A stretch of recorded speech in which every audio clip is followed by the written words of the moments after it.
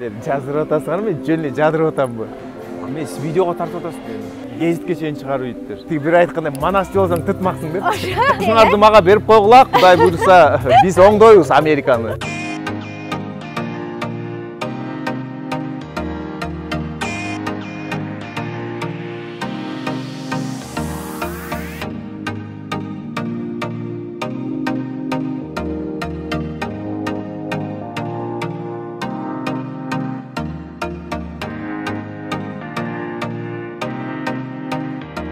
Жана айткандай эле бүгүн конокко Майамини кармаган жигит деп тамашаладым эле. Чын эле Майамини кармаган кыргыз жигити.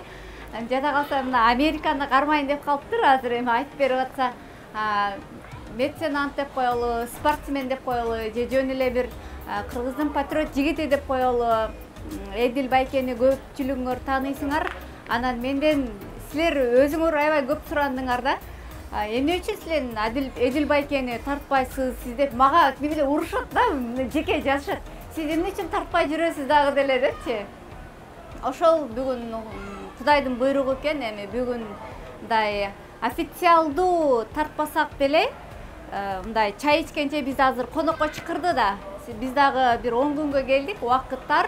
Ошол конок үстүндө, чай үстүндө бир чакан маек кылалы сиздер менен. Эдил Байкени өзүңүздөр билесиздер. Мындай Инстаграмдан бардык нерсесин көрсөтүп турат. Бирок мен аркылуу дагы билгиңиздер келген нерселер бар экен. Чай үстүндө мүмкүн билебиз. Эдил Байке. Ооба. Чоң рахмат чакырганыңызга. Куш келипсиңер. Мен жакшы суроо көтөрүп кетпедиңизби? Эдил деген ким? Негизи кимсиз деп көп суроо берет. Анан интервью албайсызбы дейт. Мен айтат элем, мен жөнөкөй эле кыргыздын, кыргыз үчүн күйгөн, кыргыз үчүн жаным берем деген кыргыздын кулумун, Алланын кулумун, кыргыз үчүн кызмат кылганга даяр болгон патриот. Ичимдеги сөзүм менен эмес гана, бирок ишим менен дагы далилдей турган, жаштарга жакшы баягы үлгү болуп, аракет кылып жүргөн жөнөкөй эле баламын. Сиздерге чоң рахмат, ушинтип келип, мына атайын таанышып, официалдуу түрдө көрүшүп атабыз. Буга чейин канча барлашып жүрдүк элек. Анан мен аябай өзүм баягы жүрөгүмө кубанычым батпай, аябай кубанып атам. Аябай жакшынакай өзүңүздүн баягы балдарыңыз бар экен. Өзүмдүн дагы мына жакын досум болуп калды. Көп тажрыйба алып аттыр. Негизи эле кыргыздар өнүгүп өссөк жакшы болот. Бири-бирибизге жөлөк болсок жакшы болот. Эдил Байкенин баракчасынан көп адамдар энергия алышат экен да. Мен байкадым. Стимул алышат экен. Себеби азыр жолун таппай, бир башы айланган, багытын таппаган жаштар көп экен да. Анан ушунчалык адам чарчаганда же жардам издегенде же бир жакшы маана издегенде сиздин баракчаңызга киришет экен. Кыргыздар, ойгонгула дегенде угуп кичине муздуктан алып кетишет окшойт. Эми Байке, окей, бул сөздөрүңүздү сиз ошо Инстаграмдан деле айтып жүрөсүз, баары билишет. Эми мына Америкадагы сиздин жашооңуз тууралуу дагы кызыктуу нерселерди бүгүн айтып берсеңиз керек, э? Ооба. Жана айтып атасыз го, эми нолдон баштадым, жана эч жумуштун уяты жок, идиш жуудум, башка тармактарда иштедим деп, э? Ооба. IT тармагында, трак тармагы болобу же баягы хаускипер деле болуп иштедим, жыйнап деле. Эми анын эчтекеси жок. Бул деген баягы адам бекер отургуча бекер иштейт. Анан баягы бул опыт да. Анан кичине бир отельге мындай бир күлкүлүү нерсе болду. Өзүм баягы мейманкана салам деп анан бир жерге барып жумушка киресиң. Билбейсиң да мейманкана салыш үчүн инвестиция керек, акча керек, убакыт кетет. Анан ошол жерге барып орношуп, биринчи көчө шыпырып, ошо тегерек чечетим. Анан жумушка алды. Андан экинчи ичин жанагы тазалап, комнаталарды тазалайсың, хаускипер болуп, аны иштеп жүрдүм. Андан эме дишвошер, посуда жууганы кирдим. Ошонуп жүрсөм, анан главный менеджер айтып атпай, чакырып алыпчы.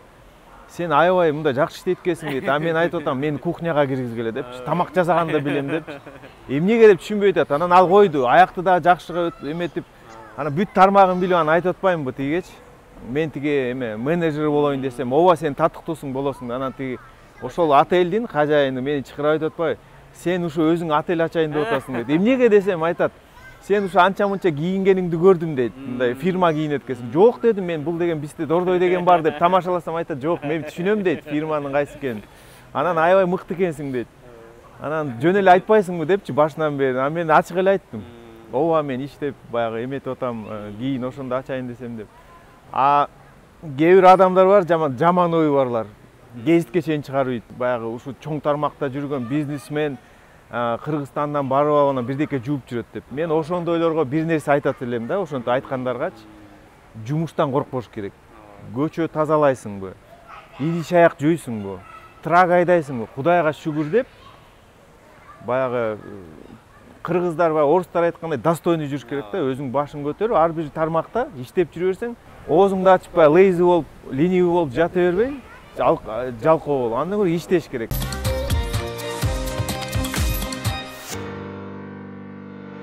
Куш келипсиз Майамиге. Бизде кыргызда жакшы улуу сөз бар, кыздын 40 чачы улуу деп.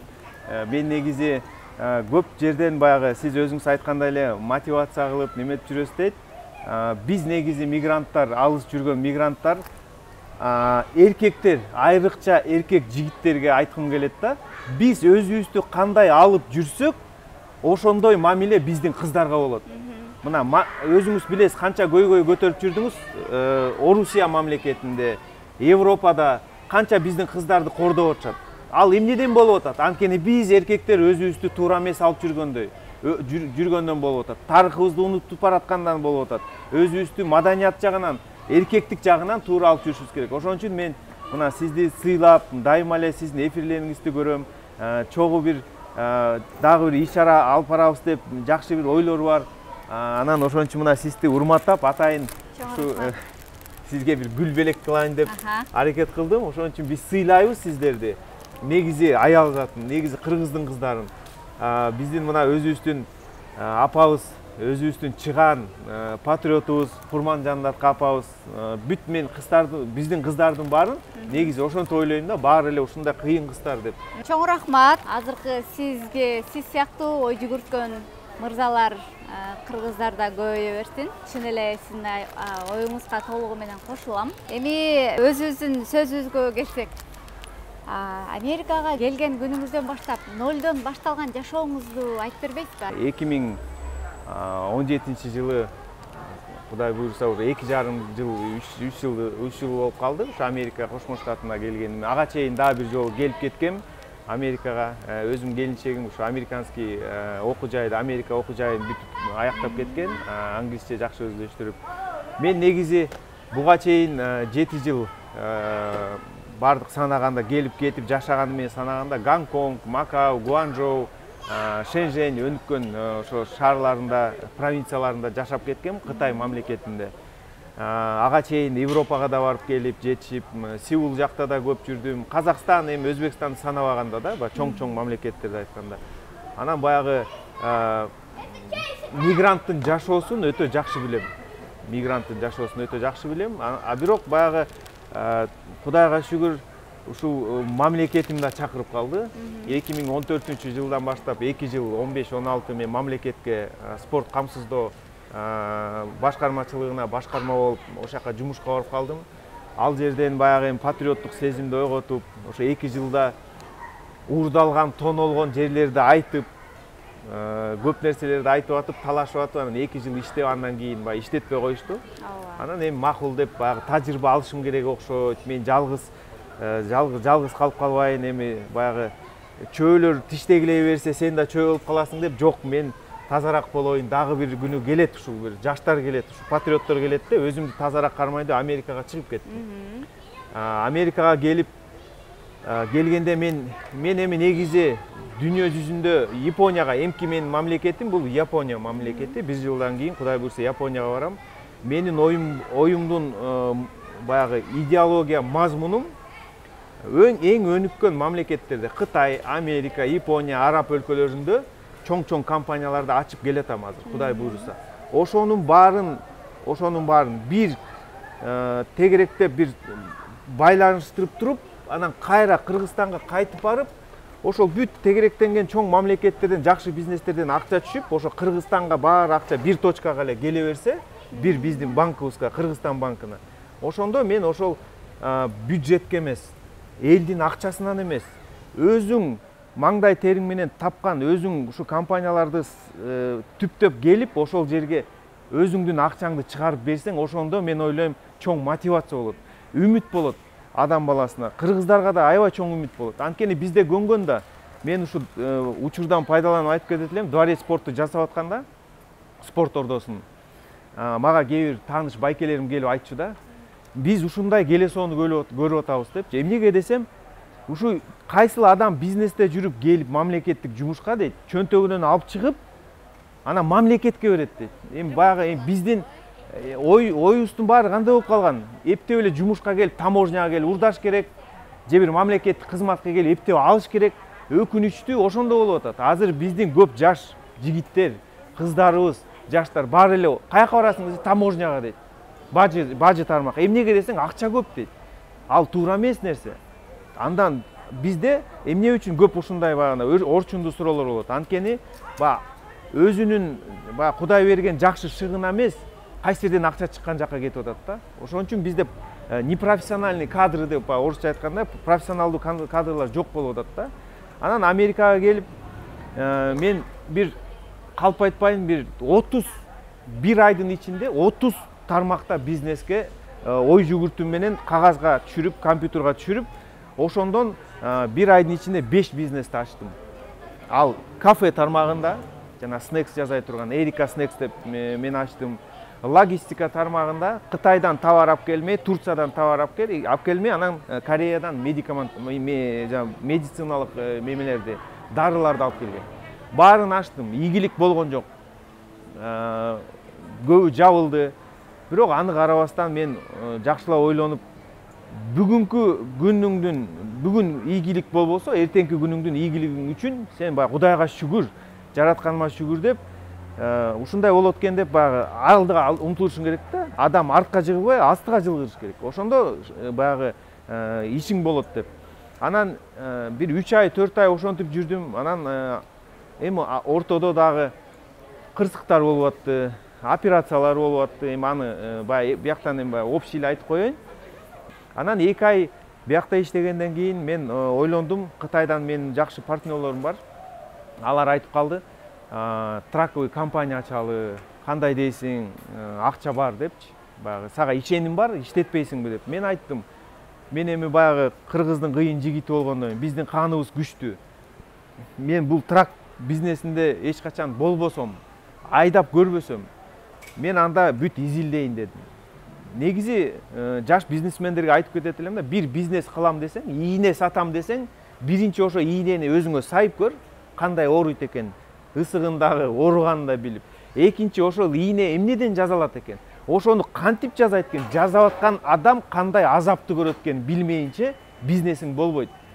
Көп адамдар мага суроо берет, байке Амазонду ача калсак кандай акча таба калам, элдин баары эле табып атат деп. Кеп Амазондо эмес, кеп сен Амазонду ачканда эмне сатасың ошол жерден, өзүңдүн фишкаң болушуң керек. Ал жөнөкөй эле бирдекени алып келип сатам десең өтпөй калат, баягы эле түйшүк. Анан мен ошо трак бизнесине барам деп бүт өзүм жанагы YouTube'га кирип, биринчи эмеге кирдим. Биякта CDL школго барсам айтат, ой сен деген жаңы келиптирсиң, сен эчтеке билбейт экенсиң, $500 бере кал.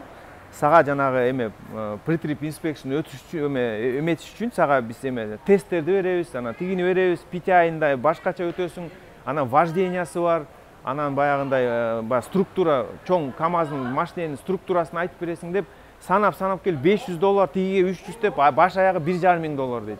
Анан мен ойлонуп отуруп, ушу $1,500 мына Аллам берген колум, бутум, көзүм бар. Анан мен $1,500 бир испандарга берсем, анткени бул Майамиде көбүнчө экинчи тил испанский, анан испанецтер, ушуларга берсем, андан көрөк өзүм окуй калбаймбы деп, мен негизи ушундаймын да. YouTube'ду ачтым.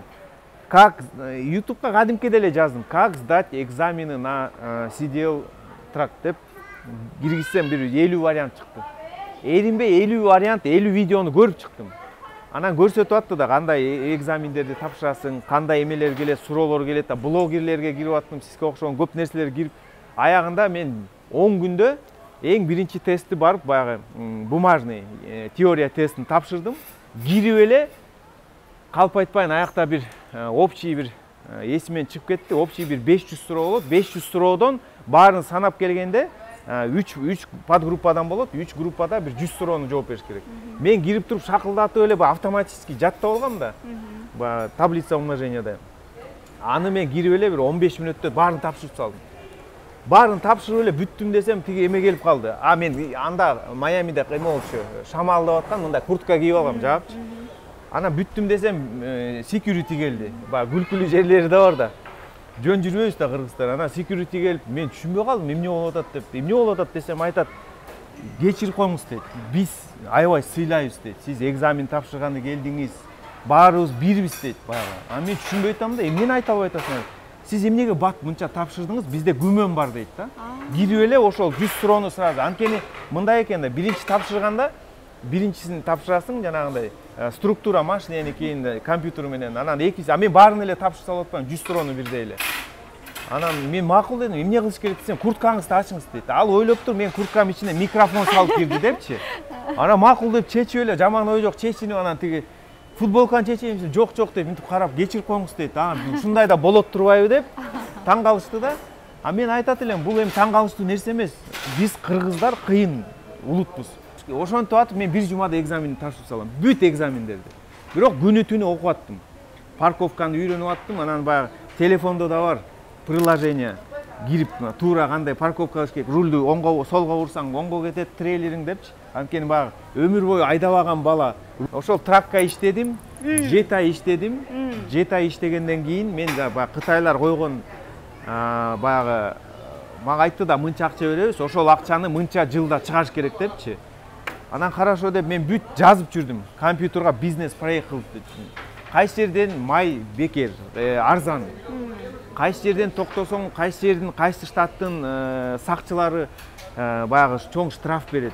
Кайсы жерден алдайт компаниялар деп. Анан аягы айта турган сөз, мен аларга айттым. Мен мынча акчаңарды, миллиондогон долларыңарды бул жакын убакытта кайра кайтарып бере албайм дедим. Эмнеге дейт? Анткени мен урдаганды жаман көрөм дедим. Анткени мен иштеген 4 компанияда иштедим. Бирөө американский компания, бирөө еврейлердики, бирөө беларустардыкы, бирөө украинецтердики. Алар бүт эле урдашат. Байкуш шопурлар айдайт күнү түнү. Урдашат акчасын. 10 саат айдашат, законду бузбай. Анан аяктан акчасын кемитип, урдап, иш кылса ошентип неметип. Мен урдай албайм дедим. Мен кыргызмын, мен урдай албайм. Эртең кепилдик бере албайм дедим. Эртең ушу акчаңды кайтара албайм. Макул деп анан 7 ай алар айтат, сен 7 ай жөн эле жүрдүң, эми неудобно болуп калды да. Айттым, андан башка проекттер бар дедим. 1 трак, 2-3 трак алып коелу, ошону иштетели, мындай башка өзүмдүн пландарын неметип, мына азыркы күнү, азыр акырында ошол жакта дагы бир кичине ишара кылып атабыз. Эми мен айтпайм, бир килейген компания болдук, тиги болдук. Кудайга шүгүр. Кыргызды уят кыла турбаган, ошо кичине түшсө дагы, ошол түшкөн акчадан жардамга, муктажга, спортсмендерге бере тургандай бир өзүнчө кичине болсо да түшүп атат, Кудайга шүгүр. Анан ошону ойлонуп, андан кийин дагы баягы проект кылып атканбыз.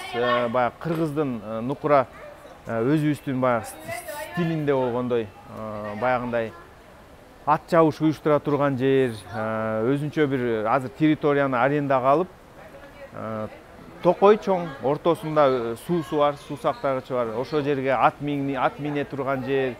Анан Кудай буйрса азыр ойлонуп атам, ушул баягы Көк бөрү федерациясын бияка официально ачып, биякта өзүнүн баягы оюну бар го Америкада. Анан биз да эмнеге биз өзүбүздү тааныта албайбыз? Биз да таанытышыбыз керек. Биздин ошо Көк бөрү булардын оюнуна караганда, жана ат жаппайны биздики жакшыраак, эффектүүрөөк болот деп. Ошол жакта мен азыр ошо тармакта баягы мен негизен арыктан секирилекте оппа дегендей, мен эрте мактанып айтып алгым келген жок, иш жүзүндө жүргүм келет.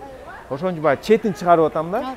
Ошондой жакшы ойлор бар. Анан эң жакшы көчө сиз экөөбүз сүйлөшкөндөй эле, эң менин ушу Америкада боло турган баягы эң менин баягы азыр орчундуу суроом бул баягы Линкольн Роуд деп коет Майамиде, Майами бич жакта, Саус бич жакта.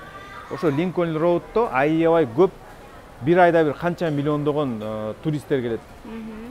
Мен ошол жерге азыр сүйлөшүүлөр болуп атат. Кудай буйрса, уже 2 жылдан бери эле сүйлөшүп, бир 100дөн ашык документтерин жазып атабыз. баягы биздин Чыңгыз Айтматов атабыздын бюстун мен өзүм спонсировать этип, азыр ошо бияктан баягы макулдашуу документин эле алсам, ошону баягы ошол жака койдурайын деген чоң үмүттөмүн. Эми ал дагы боло элек ишти айткан бул мактанганга жагып калып жатат. Болгондо мени чакырыңыз. Болгондо мен чоң ачылыш кылам. Мен аяка даже Кудай буйрса Ажоону да чакырам. Ал милдеттүү. Анткени Майамиде канча миллиондогон адам келет. Ал жерге эси биздин Чыңгыз атабыздын ошо бюсту коюлуп калса, бул деген Кыргызстандын чоң рекламасы болот. Мен жөн эле бюстун эмес. Ошол жерге бүт жанында биздин тарых болот.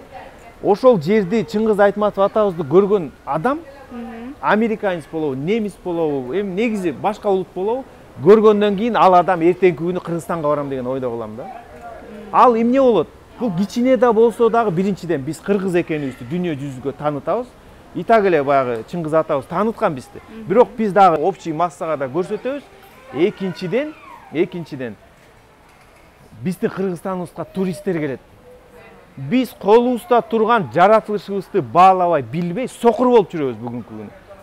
Бизде тоолор, суулар, адамдарыбыз кандай таза ачык. Ошолорду көрсөтүп, каймактарыбызды, ысык наныбызды, борсогубузду, кымызыбызды берсек, мына коронавирустан ооругандын баары келип туруп, лечебный глейген центр кылып койсок болот. Баары баягы ден соолугун чындап кете турган. Миллиарддаган акчаны алып келет. Жерибизди казып, жаратылышты бузбай, ошо жаратылышыбызды туура көрсөтсөк, эми ошо демилге менен ишара кылып атам. Эми Кудай буйрса деп турам. Кудай деген кургалбайт. Баягы оюбуз таза болуп эле, жүрөгүбүз таза болуп эле ошого умтулсак, биз ой максатыбызга жетебиз. Анткени баары эле айтат, Илон Маск деп. Биз кыргыздар андан кем эмеспиз. Биз андан да ашып кетебиз. Бирок пейилибизди баарыбыз кенен коюп, бирөө көтөрүлүп атса сүйүнгөндү билип, бирөө чөгүп атса ошону колдон кармап тартып көтөргөнгө билип, кыргызга кыргыз күйүмдүү болмоюнча мен дайыма айтам да кайталап келем.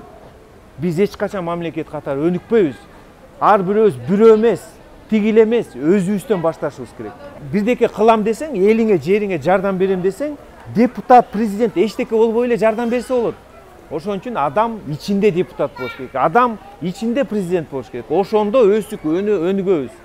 Ошон үчүн тамакка өтөлү, келинчегим тиги чакырып атат эле. Бул жерде азырча Эдил байке сизди биздин тилибизди гана түшүнбөсө адамдар бул эмне сүйлөшүп атты экен деп байтен бери карап туруп кетип атышат. Добушуңарды мага берип койгула, Кудай буйрса биз оңдойбуз Американы. Мен учкан, Хабиб менен учкан бүт боецтердин баары биякта жүрүшөт. Анткени бияка келип ат чабыш көрөт. Ат чабышта кийин гольф ойношот, гольф ойногондон кийин бильярд ойнойт, бүт ушул жерде. Анан бияка келип анан чай ичет. Ооба. Бул жерде Дубайдан араб шейх Заиддин аттары келет, кымбат. 5 миллион, 50 миллион доллардык. Биздин бюджеттин акчасынан чоң аттар келет да.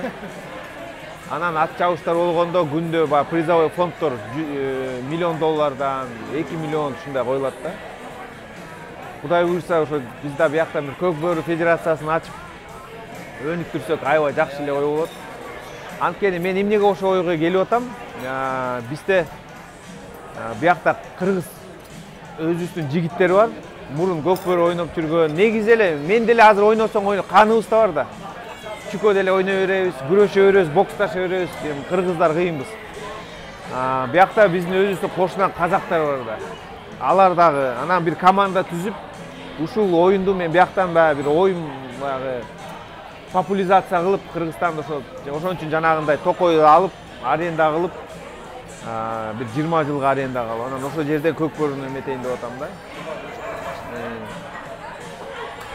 Өзүбүздүн каада салтыбызды эметип, ысык борсок жасап, Америкага тартуулап, булар анан бизди тааныйт ошентип. Булар кыргыздар жакшы турбайбы, ушундай турбайбы деп. Өзүбүздүн боз үйлөрдү коюп, түндүк деген эмне көрсөтүп, боз үй деген кандай болот, комуз деген эмне деп. Ошолорду эметип, жакшы сервис кылып койсок, аяктан акча да табасың, өзүңдүн элиңди да көрсөтөсүң, тарыхыбызды дагы эметебиз. Анан эң башкы идеологиясы ошонун баарын көргөн адамдар, туристтер эртеңки күнү Кыргызстанга барат. Бул ушундай мамлекет бар турбайбы? Ысык борсогу бар, каймагы бар, атка минесиң, кызыктуу ковбойлордун оюнуна караганда бул көк бөрү сонун турбайбы, зрелищный турбайбы деп булар шоуну жакшы көрөт го. Аттар менен биздин мыкты жигиттерге эч ким жетпейт. Көп нерсени бияктан көрсө болот. Мына өзүңүздөр көргөндөй эле баягы мейманканалар, кафелер кандай, тазалыгын, бүт жүргөн турганыбыздын баарын эле үйрөнүп жазып жүрөм менчи. Кийин баягы специалист алып ага акча төлөбөй, мына өзүм муну көргөм да деп ошону жазай тургандай. Ошону кылсак ушулар бай мамлекеттеги адамдар келип бизге ошонтип эс алат да, булардын баягы требованиясы боюнча бүт эмелери бар экен Кыргызстанда депчи. Канча болду? Канча болду? Make sure everything that is correct. Sorry, bullet. Okay.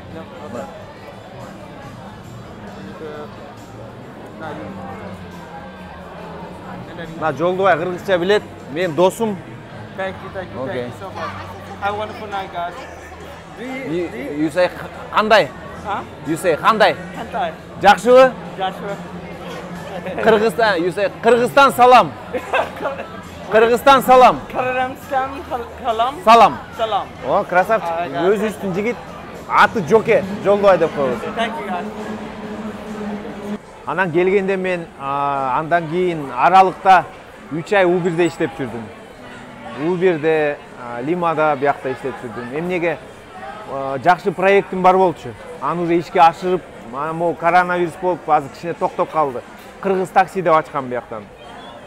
Анан ошол проектти түшүнүш үчүн мен өзүм баягы мурун таксовать эткен эмесмин да. Машина жуучумун кичинекейимде, бирок ошо Убердин системасын түшүнөйүн деп атайын Уберге кирип иштедим да 3 ай.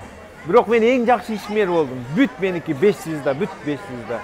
Типтерди жөнүнө күнүнө $5 чейин таап койчумун.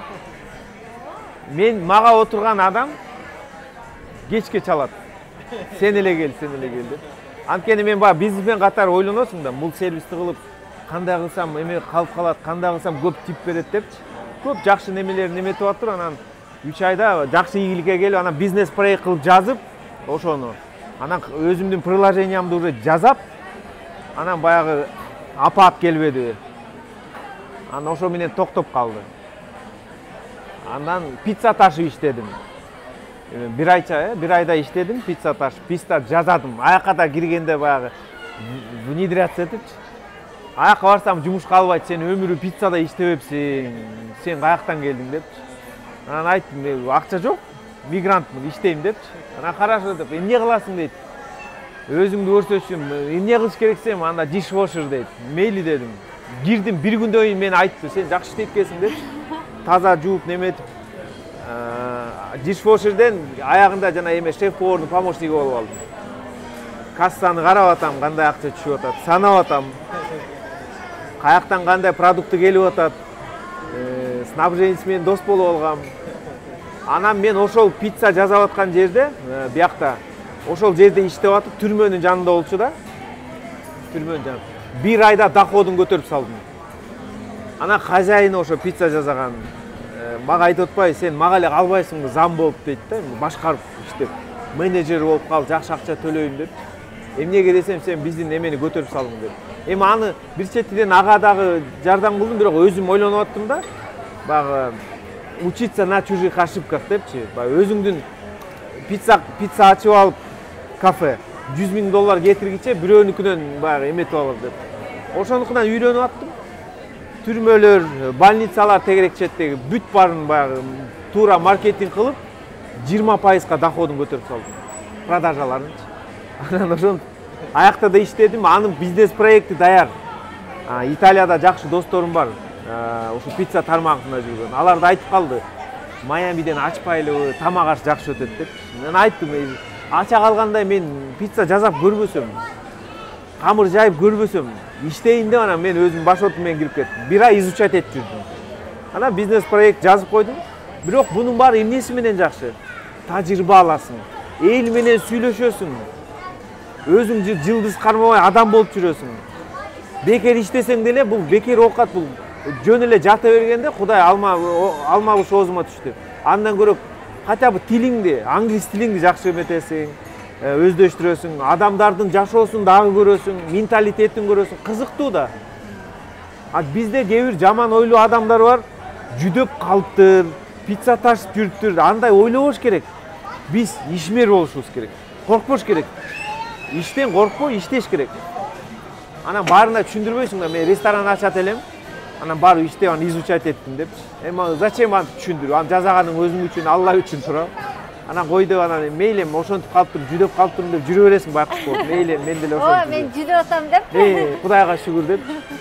Эң биринчи жүдөбөйсүң, бала баккан курсагы ток болсо болду. Ата энеңдин курсагы ток болсо болду. Ошол таза жүрүп, кыргыз элиңди уят кылбай, кайсы жерде көчө шыпырсаң дагы достойно жүрүш керек. Кыргыз бул молодец, аябай ыймандуу, таза шыпырат деп айтканда, бул уже биздин кыргызды уят кылбаган эмеси да. Анан байке, сиз эмнеге Майамини тандадыңыздар да? Мисалы, эмнеге Чикаго эмес, эмнеге Нью-Йорк эмес? Майамини тандagaным аябай көп шарттар бар. Эми майдаларын айтканда баягыдай өзүңүздөр көргөндөй эле бияктын абасын көрүп атасыңар.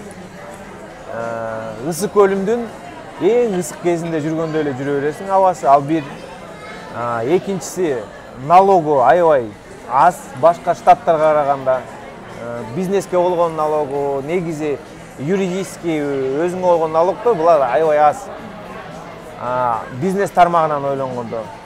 Эң негизгиси башка штаттарга караганда Майамиде дүнүйө жүзүнөн мен деген миллиардер, биллионерлер келет. Мына өзүңүздөр көрүп аткан эле бул Майамиде ырчысы болобу, бичиси болобу, олигарх болобу, россияне болобу, эң бай адамдар ушул жерге келет. Анан баягы болсоң, бала болсоң болуп кет. Биз кыргыздар кыйынбыз дегендей эле, мен ушул эң байлардын арасынан мен да бирдеке болом деген ойго келдим да. Анткени башкаларга окшоп баягы өз жашоом менен, өзүмдүн семьям курсагы тоюп, Кудайга шүгүр деп жүрө берип, андай адам эмесмин мен. Мен Кыргызстанымды көтөрө турган, Кыргызстаныма бир дем күч болсо да, кичине болсо тажрыйбам болсо да бөлүшө турган, ушул байлардын арасынан дагы бир жерге илинип, жакшы бир инновация тармагы болобу, акча жагынан болобу, кандай гана тармак болбосун, ушул жерден болуп кетип, Кыргызстаныма барып ошол бөлүшө турган убакыт келгенде, ошону көбүнчө ошол жактан тамдадым да. Мисалы үчүн Кытайга барганда дагы мага айтат ата-энемчи, сен эмнеге барып эле Гонконгко кирип кеттиң деп. Айттым, ата дедим, биз кыргыздар өзүңүз үйрөткөндөр биз кыйын элбиз. Биз баягы любой нерсени алганда жүрөгүн кармашыбыз керек. Гонконгда аябай көп бизнес чөйрө өнүккөн. Бул Майамиде кээ бир айтат, байке сиз деген трак компания Чикагода дейт. Башка бир IT тармагы болсо Калифорнияда же Техаста болуп атат. Эмнеге ошол жакка барбайсыз? Мен айттым, эмнеге мен бирөөнүн баягы орусча айтканда, почему я должен жить по правилам чужих? Баары биздин кыргыздардын эрежеси менен жашаш керек. Акылың болсо, Африкадан да акча тапса болот. Ошол IT-ни Африкадан да кылса болот. Тракты Африкадан да кылса болот. Биздики эмне болот? Бирөө жасаса ошону карап эле аркасынан ичип барып ошону туурайбыз. Биз кыргыздар көрсөтүшүбүз керек, бизди туураш керек негизичи. Дүнүйө жүзү кыргыздарды туураш керек. Бирок сөз эмес, иш жүзүндө да. Ошон үчүн мына меники Кудайга шүгүр биякта отуруп эле баягы океан жээгинде отуруп компьютериңди карап, дүйнө жүзүндө болуп аткан иштерди, болуп аткан баягы кичине болсо да салымыңды кошуп, азыр мына өзүңүздөр билгендей эле Дубайда жакшы компания ачтым. Алгачкы кыргыздардын биринчилеринен болуп компания ачтым. Кудайга шүгүр жакшы болуп атат. Ошо келинчегим экөөбүз ошол жакта партнер болуп, анткени келинчегимдин IT тармагында аябай тажрыйбасы бар, IT-ни түшүнгөн, английский, Кытайды түшүнгөн, жакшы бизнес леди деп коем. Ошол ишене турган менин партнерим ошол. Анткени кээ бир айтат, эмнеге сиз көп башка адамдарга ишенбейсиз депчи. Баягы жашоодо ушунча күйө берип, мен азыр да угармандарга да айтып кетким келет да. Чыныгы дос жок. Чыныгы дос $1000 дос болуп жүрө берет. 100 миңге деле дос болуп жүрөт. Бирок чоң акчага келгенде чыныгы дос сатып кетет. Чыныгы дос деген ким? Ишенген биздин Аллабыз. Чыныгы дос деген биздин ата-энебиз. Чыныгы дос деген өзүңдүн жакын үй бүлөң, бир туугандарың. А башкалары бул орустар айтканда товарищ болот, партнер, бизнес партнер болот, же баягы шеринелеш жөн эле көңүл ачмай болду. А баягы биз көп ишенебиз да, ошон үчүн ишенбеш керек көп. Ишенгениң жаныңда жүрөт. Ишенгениң сенин балдарың, ата-энең, өзүңдүн диниң, өзүңдүн кыргызың. Ошол. Эми сиз азыр Майамиде IT компанияңыз бар. Анан Дубайда бар, дагы Москвада дагы бар. Лондондо жакында ачылат. Лондондо ачылат. Сиз өзүңүз бул жакта жүрсөңүз, аларды ким карап атат? Кантип эми ишке ашырып атат? Өзү эле айтып атпайбы, IT депчи. IT-нин кызыгы жакшысы эмнеде? Мен дайыма баягы кичинекей мен ойлонуп жүрчүм да. Бир чоң бир деңиз болобу, океан болобу, ушу жанында отуруп, бир кичинекей компьютерим болсо, ошол жерде бир мен отурган жерге бүт башка мамлекеттерден акча чогулса экен депчи. Негизи ошол мен жана оюмду айтып атпаймынбы? Кытайда иштедим, Европага барып келип жүрдүм, Стамбул, эми көп мамлекеттерге. Кийин Кыргызстанга кайтканда ушул бир жерде эле көл жээгинде болобу, же Сусамырда болобу, же Сулайман Тогуста болобу отурганда бүт дүнүйө жүзүндө өнүккөн сенин бизнестериңен акча ошо Кыргызстанга келип түшө берсе, ошону өнүктүрөм деген бир чоң бир кыялым бар да. Анан азыр IT аябай өнүгүп атпайбы? Ошон үчүн көп баягы биздин кыргыздарга айтып кетет элем. IT-ни окуш керек. Азыр дүнүйө жүзүндө эки эле тилди билиш керек да. Бул өзүңдүн эне тилиңди, экинчиси IT тил. Андан кийин англис тил, кытай тил, андан кийин кете берет. Эне тилин билген адам ал билет кайсы жерге барат экен, тарыхын билген адам өзүнүн жашоосун. Андан кийин IT тил билген адам азыр мына Майамиде отуруп деле иш кылса болот. Урматтуу достор, ошол бүгүн Эдил байке менен чай үстүндө конок болгончо кыска нуска маек кылдык. Эми официалдуу маек болбоду, бирок мүмкүн алдыда жана өзү айткандай Чыңгыз Айтматовдун же болбосо дагы бир башка бир чоң иш-чараларда мүмкүн дагы официалдуу видеолор болушу мүмкүн. Сиңизге чоң рахмат. Анан айтмакчы, менин YouTube каналымда ар дайымкы салтты бузбай бүгүн Эдил байке дагы мен ошо бир жакшы комментарий калтырган көрүүчүңүзгө өзүмдүн чакан белегимди берейин деп турат. Андыктан сиз ушул белектин ээси болгуңуз келсе, YouTube каналга сиз өзүңүздүн комментарийиңизди жазыңыз. Анан биз аны Эдил байке өзү тандайт, мага айтат, Instagram аркылуу биз жарыялайбыз. Эдил байкенин Instagram баракчасында мен белгилеп коем, анан менин Instagram баракчама дагы катталышыңыз керек. Биз Instagram аркылуу сиздерге жарыя кылабыз. Эмесе чоң рахмат көңүл бурганыңыздар үчүн. Кыргызстан алга.